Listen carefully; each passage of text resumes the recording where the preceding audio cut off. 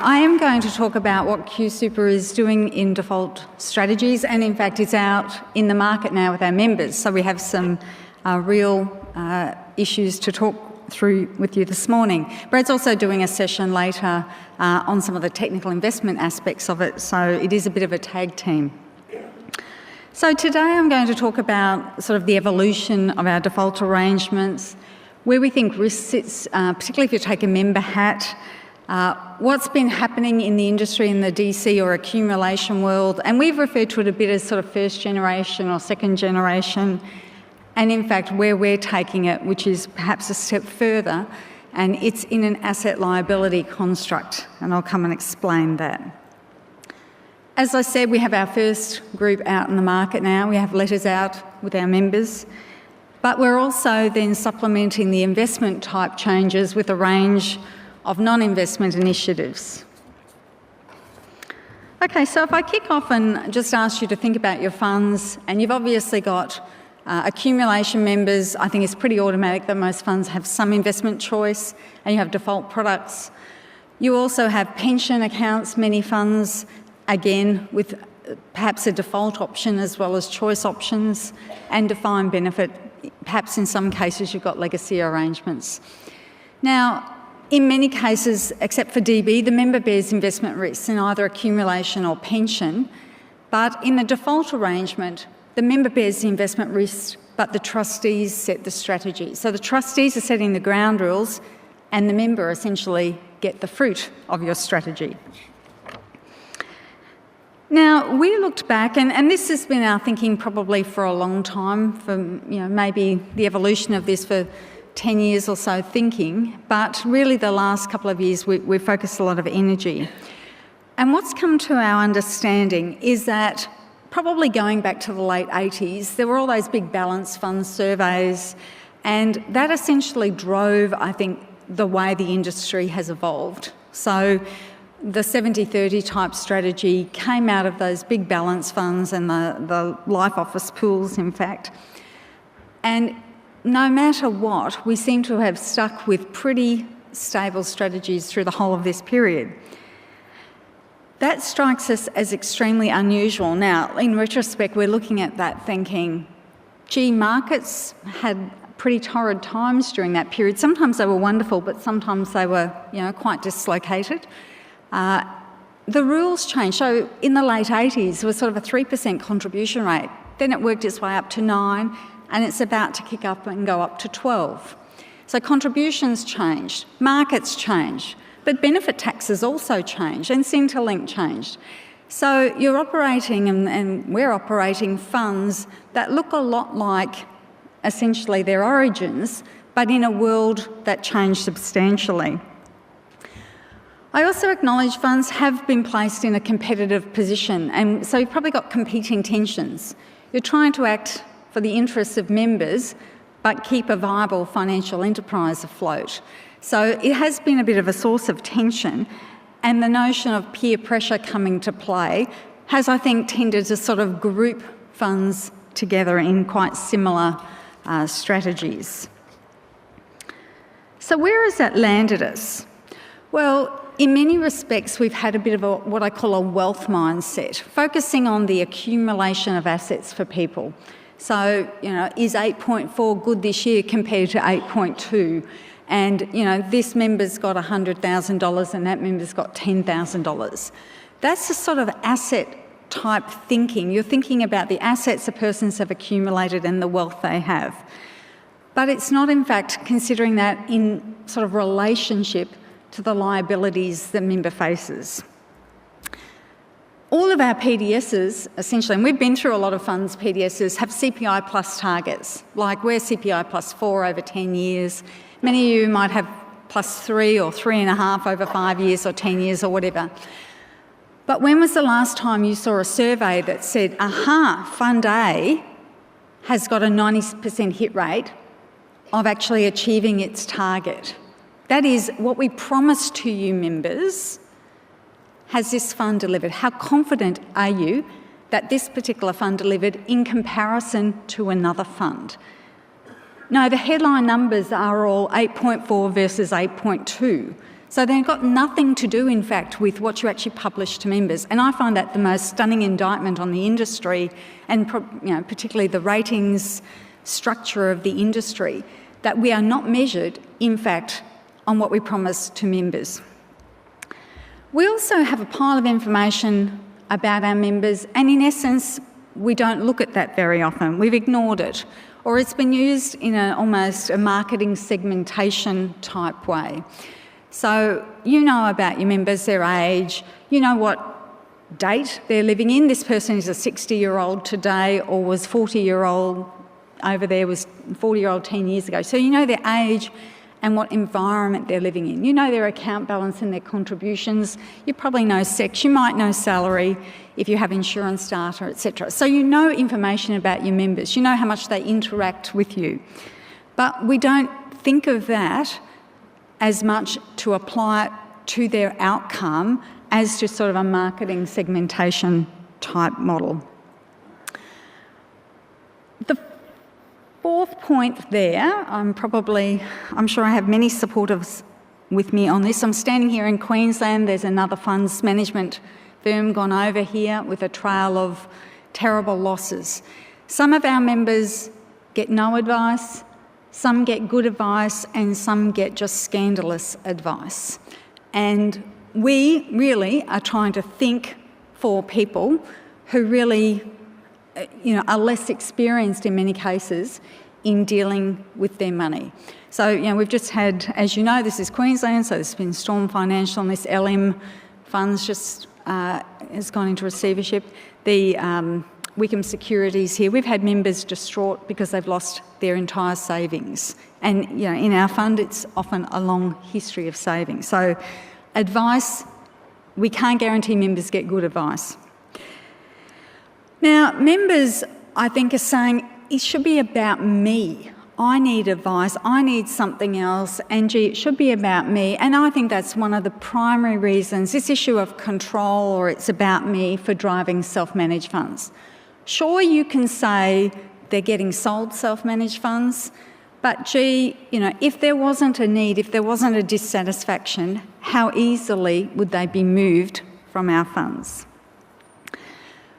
We've also had a bit of feedback that, yes, QSuper, you can think in this way, you've got sort of larger accounts, but nowadays, particularly your young members, are going to be accumulating from day one 9 to 12% from day one. So you'll have funds, you'll have accounts that are large enough to think differently about. And I'd like to challenge you to do that. So we had this 10-year CPI plus 4 objective over 10 years, and what we're now doing is starting to say, gee, is that average objective the right thing? And we've come up with, the board has said no, an average objective is not the right thing. People have different ages, they have different account balances, they most certainly experience different economic environments. They actually get, and you may see this in your investment deals, members get an internal rate of return, an IRR. So you may see this if you see a sort of infrastructure deal come to your board. It would talk about an IRR. It takes into account the money-weighted return, takes into account kind of contributions flowing in, etc. So members do not get averages. Members get the me result. So we've essentially looked at all of these and said, averages is not good. We're moving towards thinking in terms of outcomes, thinking in terms of dollars members will get to spend, and trying to design the fund for that. So cohorts of members will be grouped, and essentially we'll be trying to target something like a retirement income for them, whether that be like an Ask for Comfortable type figure, we'll take Centrelink into account, it might be a replacement salary type consideration. Now, many of you could understand this first line pretty easily. You know and I know that, life expectancy is not a done deal. No one knows how long really they're going to live. A 65-year-old man, on average, lives till 84. So that's the midpoint on the top there. But some of them, of course, die at 66 and some live to 100. So there's a distribution around an average. Okay, so you should all understand that. You've probably discussed that in the context of your fund. So take it down to a different scenario. Think of your fund returns. These are 10-year rolling numbers from 92 to 2011. So in essence, that picks up 30 years of data, right? The first 10-year period was 1982 to 1992. So this data picks up essentially that period of data. The average return from all of our super funds was 9.7%. Okay, so you look back and think the industry's done really well, 9.7% for 10 years, great. Some of those 10-year periods, funds got 4.5%, and some of the 10-year periods, funds got up to 16.5%. So there's a distribution around averages, even for a 10-year period. Okay, this is not a one-year number. A 10-year period, you can go and pull the numbers out yourselves. That's been the experience of this industry. So what does it mean to a member? What I've done here is just have a look at an average return being 7.8 and said member 45 to 65. Now that's the period of time people have got the most money usually in the fund. They've got a bit of a base, but they're building up over those years through to retirement.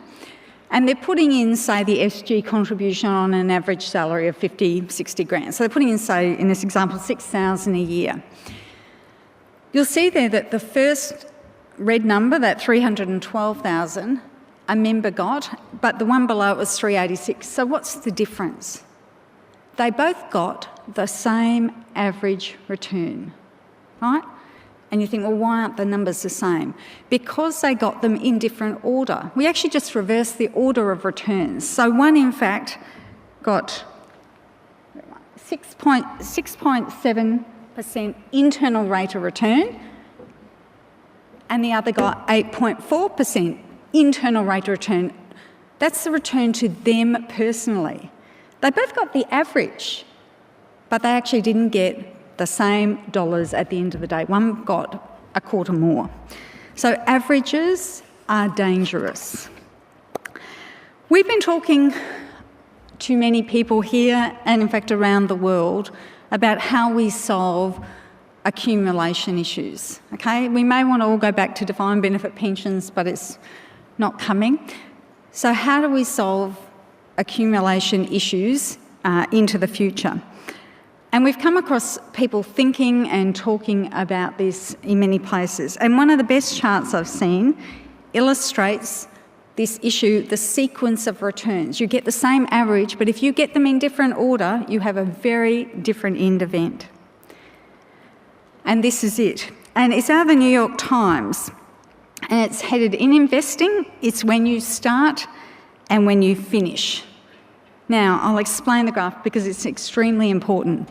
For a start, it's the New York Times. They've looked at the S&P 500 and they've looked at the returns above inflation. So this is the big US stock market, returns above inflation. Every one of those little dots on the page is how did that market return between 2 years? So between, say, the year 1940 and 1964, or 1938 and 1958. So each little dot is sort of the returns between 2 days, and they've just plotted them, right? There is no analysis in this. This is just a plot of the US share market, and it's a plot right up to 2010, from I think 1900 or so, 1920 to 2010, okay? So you all think long-term US stocks should do well. Well, in fact, broadly speaking on this chart, dark green is really good, light green is pretty good, but as you get into the reds, and particularly the darker reds, that's bad. Dark reds is you haven't kept pace with inflation. You've not even met your inflation target, or maybe you've earned a couple of % above inflation. Now, we would think, share market should do okay over the long term, should get 9%. If inflation's, 2 or 3, 9% wouldn't be, out of bounds, maybe 7, 8% if you wanted to be conservative. In many, many cases, That has not occurred. And in fact, what I need you to understand is in many, many long periods of time, that has not occurred. Now, can you imagine if you're facing a period of bad returns, and a period of bad returns for 30 years or 20 years, and you're aged 50? So from age 50 to 70 or 50 to 80, you happen to get the dark red dots. So here you see 1961 to 1981, a 20-year period, the US share market got negative 2% above inflation there. So that line down are the 20-year numbers. But look out here. So if I was even saying from 1970 to 2010, 40 years of share market returns were not the sorts of numbers we're talking about. In fact, they're not even, up to 3% above inflation. You've taken equity risk for 40 years and you didn't even get 3% above inflation. So the risk of downside that you're facing every day, and you're not getting the upside. So I really need you to understand sequence of returns matters, averages don't matter, and the long term is a fallacy. So what can we do about this? We all hear about solutions, and we all say we act in the interests of our members. What can we do about it? Well, what Australian funds and us till essentially now have been doing is giving everybody one size fits all, the same default strategy no matter what. But it's got those risks in it. It's got the risks of people with different ages, different account balances, different economic environments, different equity market returns, and yet we've given them all the same. Does not sound right to us. So funds, and I think it's viewed as an interim solution, funds are moving in the US and here towards target date and life cycle strategies, where they're taking one of the points out. They're taking the age consideration out, that a 60-year-old shouldn't have the same average investment strategy as a 20 or 30-year-old. So it is an improvement and it is allowed into my super, and I view it as an interim step. But we still have this issue, I believe, of members facing different risks for themselves, for me.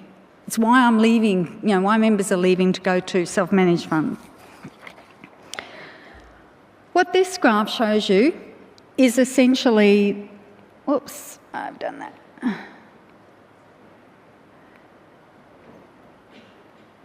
I lost it.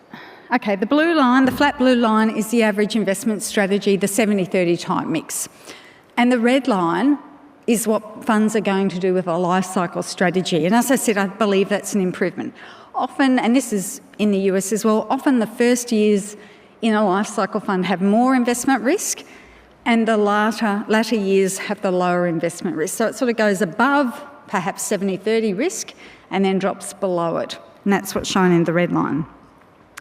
So that's essentially the way that funds are evolving, and particularly in the US have evolved to be the norm. If you could, I ask you to imagine plotting the balances of your members. So along the bottom there are ages. Now think about plotting the balances of your members. And some members have a lot of money and some members don't, and you're still drawing single lines through them all.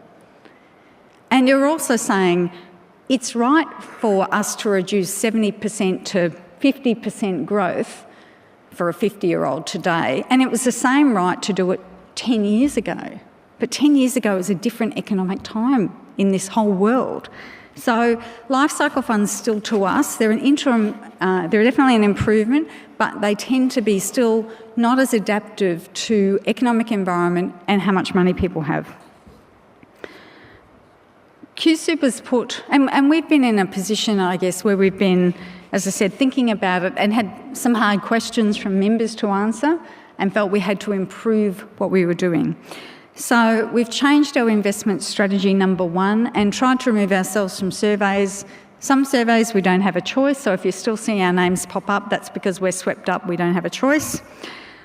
But now we're actually looking at our members into these groups, cohorts, and thinking about them in terms of, you have this bundle of assets, but it's to meet retirement income. So there's the asset mindset, but there's the liability mindset of the income that you're seeking to achieve in retirement.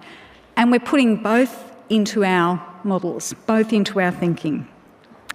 So we're going to move people through essentially their investment experience as their risks change. So we'll be taking much more account of how is this person going and what are the economic conditions at the time. So it's not just target date, it goes beyond that because it's taking more of the individual perspective. And we're also doing a whole lot of non-investment initiatives. I guess I need you to also understand that I believe this is something every fund will do. This is a when construct, not an if construct. In 10 years' time, you'll have all this information you know about the member, more than you have today. And is it the right thing to just say, we're going to ignore that information and give everybody the same average strategy? Right? If ever there was a case of sort of trustee duty, and a court said, well, why did you ignore all that information you had about a member?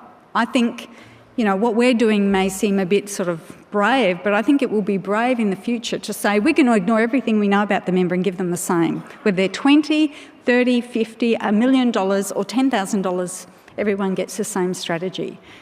So absolutely, we believe this is where every fund will be, come a decade, perhaps earlier. If we know the funds that are already talking to us and they'll follow us, so this will be the norm in the industry, thinking about members more individually. What will that do to your business model? And I've been trying to work out how to describe this to people. I believe business models are going to be inverted. Right now, you think about the mass, we've got an admin system or an investment platform. Some people may get targeted offers or seminars. We may market differently or segment our members, but it's for marketing purposes. And a few may exercise advice or maybe investment choice. So it's like funds are being run from the bulk down. In the future, funds will be run from the members up, right? So the individual member will either get personal advice or funds will give mass advice to members. What I'm talking about moving towards is funds using the information they have and essentially advising and guiding and putting members in the right options. So mass advice. So you go from people with individual advice and then you'll be giving mass advice, and your admin systems and your investments will actually be the accumulation of the individual. So we're going from the bulk driving to the individual driving. And advice and the member interest, the single member interest, will become the pinnacle in the future. So how have we come to this? Look, it's not just a, whimsy. We've taken an awful lot of notice of what members have said, of what's happening in the rest of the industry, the regulatory approaches and products. So I'll walk you through some of that. First off, members. And as I said, we certainly got perspectives and questions from members that made us dissatisfied with our one-size-fits-all strategy. We now know, we've plotted our members, we know how much money they've got, their ages, etc. We know how confident we are in them getting towards retirement incomes. We've looked at what members are actually doing, and in fact we now know in our fund that the average retirement's about 62, and people do take a lump amount of cash at that point, and it's about 15% of their balance at that point. They probably use that for the holiday, pay down any last debts or a new car or whatever. But there is a cash need at retirement that we now understand. And we wouldn't have thought to manage an investment strategy towards having a cash drawdown at that point. We now know that our members are taking income out of the fund somewhat akin to sort of that ask for comfortable measure, including Centrelink. So we now know what our members have worked through into retirement and what type of income they're desiring. An awful lot, to our surprise, don't open pension accounts.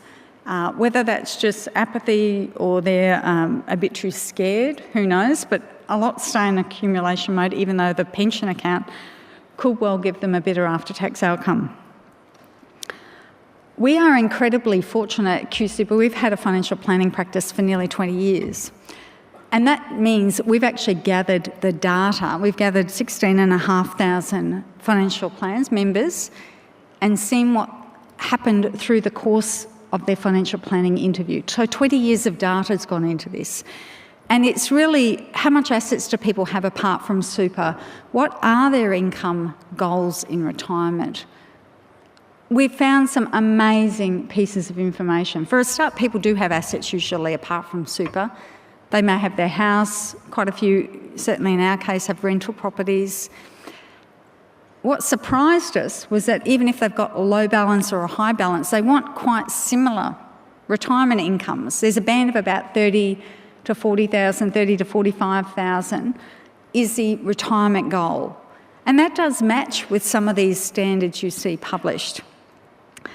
No matter if they've got $1 million, they seem to want $30,000 or $40,000 income. So that surprised us as well. So the income goals didn't rise linearly in comparison to the assets they'd accumulated. And they want to retire at 62. Now, a lot of people look at us and say, gee, government fund, you know, good jobs, people have got big balances. Our members do not all have big balances. I like to think of our members having a range of backgrounds. And in fact, you know, in many cases, if you think of a teacher aide or a cleaner, we have people who perhaps come from the non-English speaking backgrounds. They might be immigrants, they might be employed for very short times on low wages, as well as we have long-term career people. So this data does actually pick up a cross-section of our membership.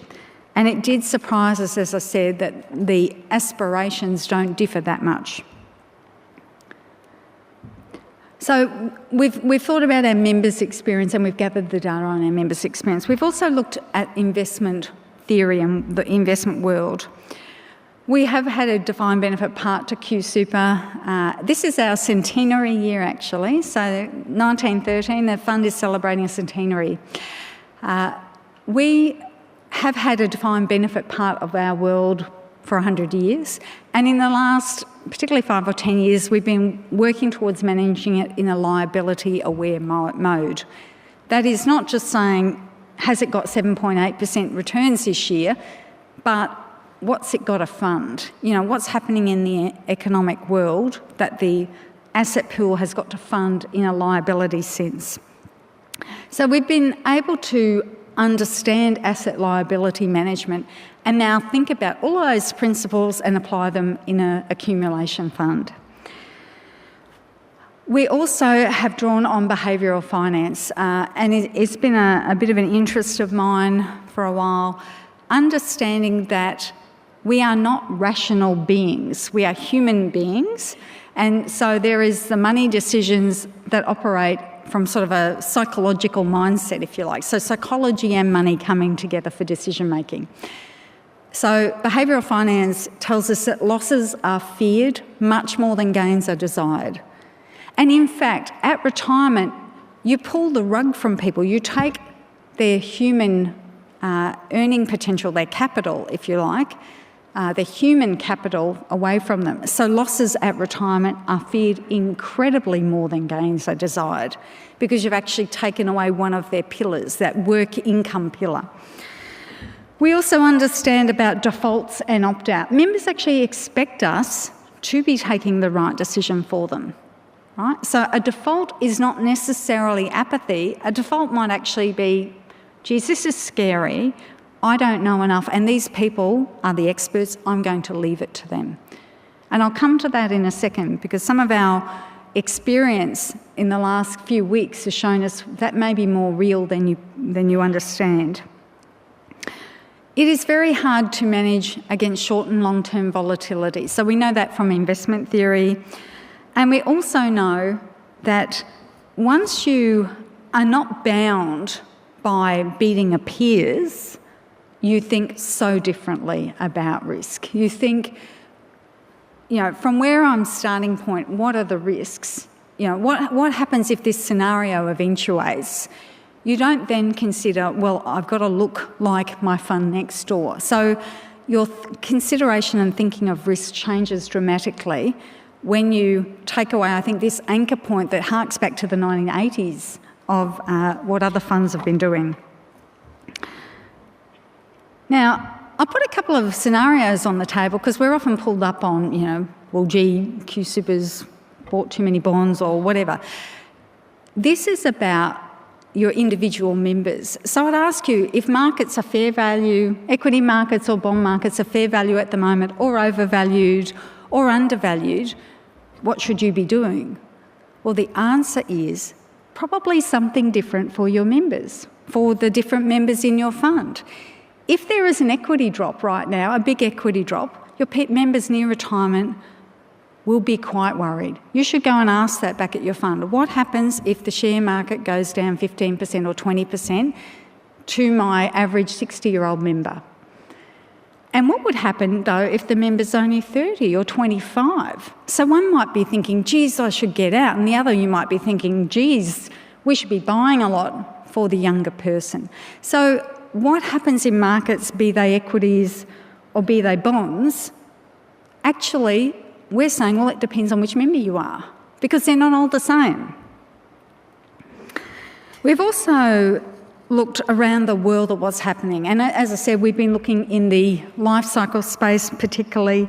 We're also aware of a fund manager that is doing an institutional solution in similar vein, and we're aware of asset consultants, etc. The one-size-fits-all strategy, right, that 75% of you at the start who said you take no account of your members' individual needs, we are not finding anywhere around the world that that's defended. It is not done around the world, and it's considered indefensible that you would treat the 30-year-old, the 60-year-old the same, no matter what the economic conditions, no matter what their account balance, no matter what their gender, right? That is not defended now around the world. There is a lot more focus on risk, on longevity risk, and as I said, we know many other Australian funds talking to us actively about where they see how they could roll out this type of thinking. So the tide is turning. We also know, obviously, our board papers went out this week, so we know that the volume of papers that are going through boards, getting through all of the new prudential standards and MySuper licensing. So what was Stronger Super about? Stronger Super, the one message, the essence of it was saying, trustees, please act in the interests of your members. Act. And think about your members. So very much the legislation and the Cooper review, etc., was coming from a point of view of you have a higher duty for your default members. For those MySuper members, you have a higher standard. And the standards now say you have a higher standard for your default members.